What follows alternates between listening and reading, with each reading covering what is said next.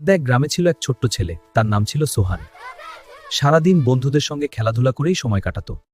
পড়াশোনা বা কাজকর্মের দিকে তার তেমন মন ছিল না। সোহানের পরিবার ছিল খুবই গরিব।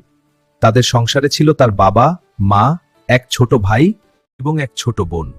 ভাই বোনদের মধ্যে সোহানই ছিল সবার বড়।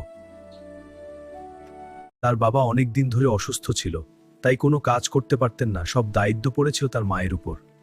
কষ্ট করে তার মা সংসার চালাতেন। সোহানের দুষ্টামির জন্য প্রায় গ্রামের মানুষ তার মায়ের কাছে অভিযোগ নিয়ে আসতো। কখনো সে কারো গাছ থেকে আম পেড়ে নিত, কখনো পেয়ারা, আবার কখনো বন্ধুদের সঙ্গে দুষ্টুমি করতে গিয়ে অন্যের ক্ষতি করে ফেলত। আজই আমি তোমার মায়ের কাছে বিচার দেব। এ কথা শুনে সোহান খুব ভয় পেয়ে গেল। সে ভাবল, যদি বাড়ি যায় তাহলে যদি বাড়ি যাই মা আমাকে খুব মারবে। না, বাড়িতে যাব না, নদীর ধারে চলে যাই। একটু দূরেই ছিল সেই নদী। সোহান নদীর ধারে বসে ছোট ছোট পাথর ছুটছিল। সে জানত না, সেই নদীর গভীরের নিচে ছিল মৎস্যদের এক বিশাল রাজ্য। সোহান পাথর ছুটতেই থাকল। হঠাৎ একটি পাথর গিয়ে লাগলো মৎস্য রাজার ছেলের মাথায়। তখন সে পানির নিচে খেলছিল। ব্যথা পেয়ে মৎস্য রাজার ছেলে খুব রেগে গেল। সে দ্রুত পানির উপর উঠে এসে সোহানকে ধরে টেনে পানির নিচে নিয়ে গেল। সোহান পানির নিচে গিয়ে শ্বাস নিতে পারছিল না। সঙ্গে সঙ্গে সোহান পানির নিচে শ্বাস নিতে পারল। তুমি কেন পানিতে পাথর ছুঁড়ে মারছো? তুমি কি জানো না পানির নিচে কত প্রাণী থাকে? তোমাদের ছোড়া পাথর আমাদের গায়ে লাগলে কত কষ্ট হয়।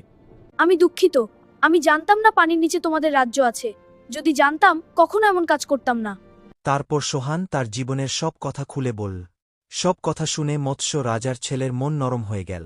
আমার পরিবার খুব গরিব, বাবা অসুস্থ, মা আমি বুঝতে পারছি তুমি খারাপ ছেলে নও, শুধু একটু দুষ্টু। ধীরে ধীরে তাদের মধ্যে বন্ধুত্ব হয়ে গেল। মৎস্য রাজার ছেলে পানির নিচে তাদের রাজ্য দেখালো সোহানকে, এবং এদিক ও দিক দুজনে ঘুরে বেড়াল। আচ্ছা মৎস্য বন্ধু, আমার যাওয়ার সময় হয়ে গেছে, আমাকে বাড়িতে ফিরতে হবে, না হলে মা চিন্তা করবে। সোহান, এই জাদুকরি বড়শি নাও। এটা কি? এই নাও, এটা কোনো সাধারণ, এটা একটি জাদুকরি বড়শি। তুমি এটা দিয়ে সহজেই মাছ ধরতে পারবে। এতে তোমার পরিবারের আর কষ্ট থাকবে। ধন্যবাদ। তারপর সে সোহানকে আবার নদীর উপরে তুলে দিল। সোহান বড়শিটি নিয়ে আনন্দে বাড়ি ফিরে গেল। সে তার মাকে সব ঘটনা খুলে। হয়েছে। পরের দিন থেকে সোহান সেই জাদুকরি বড়শি দিয়ে মাছ ধরতে শুরু করলো। তোমার জাদুকরি বর্ষি সত্যি অবাক করা। সে মাছ বিক্রি করে অনেক টাকা উপার্জন করতে লাগলো। ধীরে ধীরে তাদের সংসারের সব অভাব দূর হয়ে গেল। অসুস্থ বাবার চিকিৎসাও হলো। সোহানও আর আগের মতো দুষ্টুমি করত না। সে বুঝে গিয়েছিল অন্যকে কষ্ট দেওয়া কখনো ভালো কাজে জীবন কাটাতে লাগলো।